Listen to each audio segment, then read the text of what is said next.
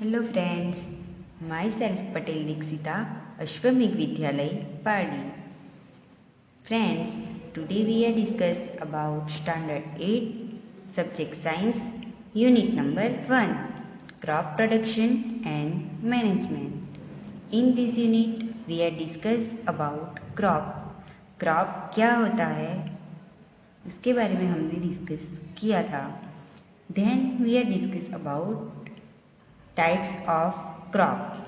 Crop की type के बारे में डिस्कस किया था. Crop have two types, kharif crop and rabi crop. Then we are discuss about basic practices of crop production. मतलब क्रॉप लगाने के लिए फार्मर जो भी बेसिक एक्टिविटी करता है, फार्मर फील्ड में जो भी एक्टिविटी करता है उसे एग्रीकल्चरल प्रैक्टिस बोलते हैं. तो agricultural practice have 7 type. Preparation of soil, जिसके बारे में हमने डिस्कस किया था कि सॉइल प्रिपरेशन क्यों करते हैं. अगर सॉइल प्रिपरेशन नहीं की जाए तो क्रॉप जो लगाया है उसमें ग्रोथ जो है वो ज़्यादा नहीं होगा और प्रोडक्शन ज़्यादा नहीं मिलेगा. शॉविंग कैसे करना चाहिए वो भी हमने डिस्कस किया था. Sowing of seed. Then adding manure and fertiliser. Last lecture में हमने एडिंग मैनर एंड फर्टिलाइजर के बारे में डिस्कस किया था. सो फ्रेंड्स, आज हम एक्टिविटी देखेंगे. तो यहाँ पे एक्टिविटी दी है. There is an activity here, activity 1.2. Take मूंग और ग्राम सीड and germinate them. क्या करना है? मूंग और ग्राम मीन्स चना. ओके, तो मूंग और ग्राम के सीड लेने हैं एंड जर्मिनेट देम, उनको जर्मिनेट करना है, अंकुरित करना है. Select 3 equal size seedling. क्या करना है? 3 इक्वल साइज मतलब सेम साइज के सीडलिंग मीन्स जो सीड जर्मिनेट हुए हैं उनको लेना है. टेक 3 एम्प्टी ग्लास और सिमिलर वेसल्स मीन्स बर्तन. सेम साइज के ग्लासेस और कोई भी बर्तन लेने हैं. Mark them A, B and C. Friends, जैसे यहाँ पे दिया है 3 ग्लासेस लिए हैं और उनको मार्क किया है A, B and C. To glass A, add little amount of soil mixed with a little cow dung manure. Means जो काव के डंग में से जो मैनर बनाया हुआ है तो उसे सॉइल में मिक्स करके ग्लास A में फिल करना है. Then in glass B, put the same amount of soil mixed with a little urea. First glass था ग्लास A, उसमें हमने क्या ऐड किया? सॉइल प्लस काव डंग मैनर, मतलब काव के डंग में से जो मैनर बनाया हुआ है उसे मिक्स किया. देन सेकेंड B ग्लास में क्या ऐड करना है? Soil plus little urea fertiliser जो होता है उसे ऐड करना है. Take the same amount of soil in glass C without adding anything. मतलब ग्लास C में हमें ओनली सॉइल मिक्स करना है विदाउट मिक्सिंग एनीथिंग. कुछ भी मिक्स नहीं करना है. Okay,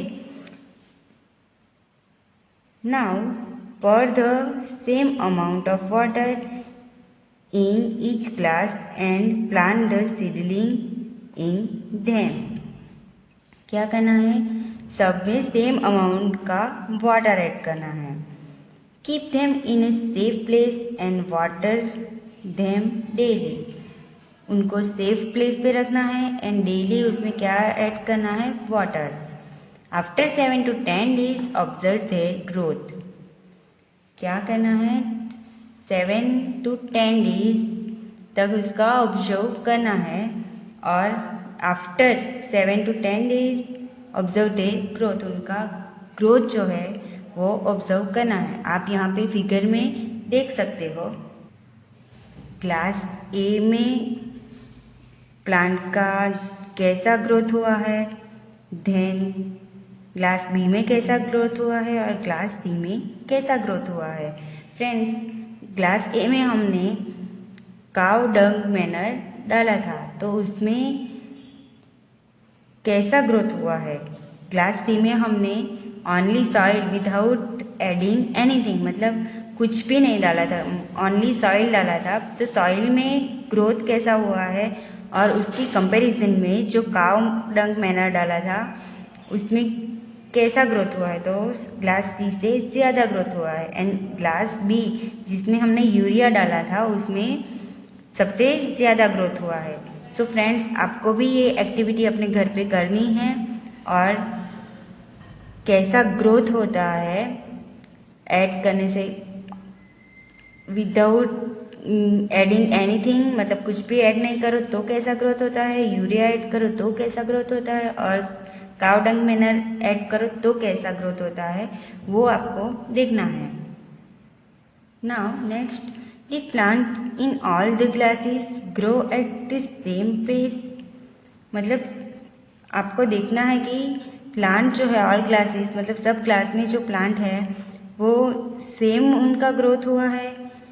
which class showed better growth of plants, कौन से क्लास में प्लांट का बेटर ग्रोथ हुआ है। In which class was the growth fastest, कौन से क्लास में सबसे ज़्यादा फास्ट ग्रोथ हुआ है, वो आपको ऑब्जर्व करना है और फिर अपनी नोटबुक में नोट डाउन करना है। Fertilisers are chemicals which are rich in a particular nutrient. Fertilisers जो है वो केमिकल्स है जिसमें पर्टिकुलर न्यूट्रिएंट पाए जाते हैं। How are they different from manner, manure से क्या डिफरेंट है फर्टिलाइजर में। Fertilisers are produced in factories, fertiliser कहाँ प्रोड्यूस होता है, फैक्ट्रीज में, उसका प्रोडक्शन कहाँ होता है, फैक्ट्रीज में। Some examples of fertilisers are urea, ammonium sulphate, super phosphate, potash, NPK। NPK मतलब nitrogen, N means nitrogen, P means phosphorus and K means potassium. Potassium को K से डिस्क्राइब किया जाता है।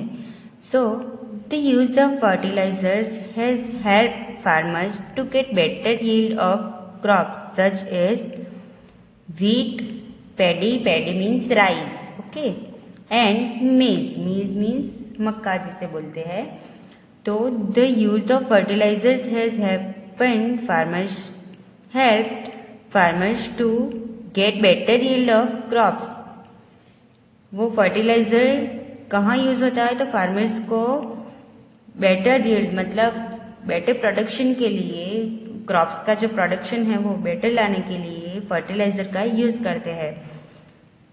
But excessive use of fertiliser has made the soil less fertile.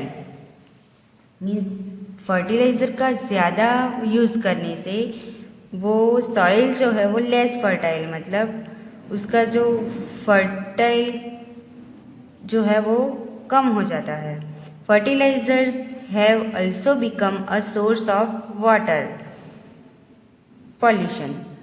तो fertilisers जो है वो source of water pollution, water pollution का सोर्स है।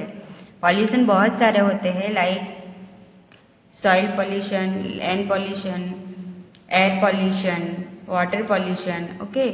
तो फर्टिलाइजर्स जो है वो वाटर पॉल्यूशन का सोर्स है। Therefore, in order to maintain the fertility of the soil, we have to substitute fertilizers with organic manure or leave the field uncultivated in between two crops। Fertilisers क्या है, fertiliser जो है वो excessive जो हो जाता है तब सॉइल को लेस फर्टाइल बना देता है। तो उसके लिए हमें क्या करना चाहिए, तो we have to substitute fertiliser with organic manure. क्या करना है, ऑर्गेनिक मैनर के साथ मिक्स करके उसे फील्ड में लगाना है, या फिर जो बिटवीन टू क्रॉप्स, मतलब सपोज हमने रबी क्रॉप लिया, तो रबी क्रॉप और खरीफ क्रॉप जो लेते हैं उसके बीच में बिटवीन टू क्रॉप्स फील्ड को क्या करना है, अनकल्टिवेटेड रखना है। Okay, the use of manure improve soil texture as well as in water retaining capacity. The use of manure improves, manure का यूज करने से improve soil texture as well as its water retaining capacity. उसकी जो water retaining means water absorb करने की capacity है, तो उसे क्या करती है, इम्प्रूव करती है। It replenishes the soil with nutrients, वो क्या करती है, सॉइल को न्यूट्रिएंट देती है। Another method of replenishing the soil with nutrients is through crop rotation. Crop rotation जो है वो अनदर मेथड, मतलब दूसरी मेथड है replenishing the soil with nutrients, soil में न्यूट्रिएंट्स बनाए रखने की ये अनदर मतलब दूसरी मेथड है। This can be done by growing different crops alternately. So friends, ये जो रोटेशन ऑफ क्रॉप है, क्रॉप रोटेशन है, वो फार्मर्स को यूजफुल है। This can be done by growing different type crops alternately, मतलब एक ही फील्ड में डिफरेंट क्रॉप्स, मतलब अलग अलग क्रॉप्स अल्टरनेटली लेना चाहिए। Earlier farmers in Northern India used to grow legumes as fodder in one season and wheat in the next season. जो north India मतलब कश्मीर साइड के जो फार्मर्स हैं वो अलग अलग सीजन में अलग अलग क्रॉप्स जो है वो लेते हैं। This help in the replenishment of the soil with nitrogen. वो क्या करता है कि सॉइल में नाइट्रोजन का रिप्लेसमेंट करने के लिए हेल्प करता है। Farmers are being encourage to adopt this practice.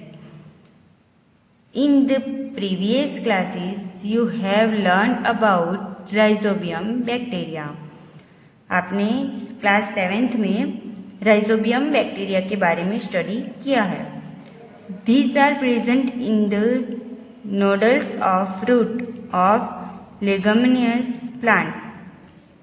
वो राइजोबियम बैक्टीरिया है, वो नोडल्स ऑफ रूट में जो नोडल्स आए होते हैं, लाइक ये रूट है तो रूट में नोड्स आए होते हैं इस तरह से, तो उसमें रूट में राइजोबियम बैक्टीरिया वहाँ पे होते हैं। ओके, दे फिक्स एटमॉस्फेरिक नाइट्रोजन। वो क्या करते हैं, एटमॉस्फेरिक नाइट्रोजन को एब्जॉर्ब करते हैं और प्लांट को देते हैं। आपने क्लास 7 में पढ़ा ही होगा। So friends, now in the last lecture we are discuss about adding manure and fertilisers. So the next lecture we are discuss about different between fertilizers and manners. Thank you.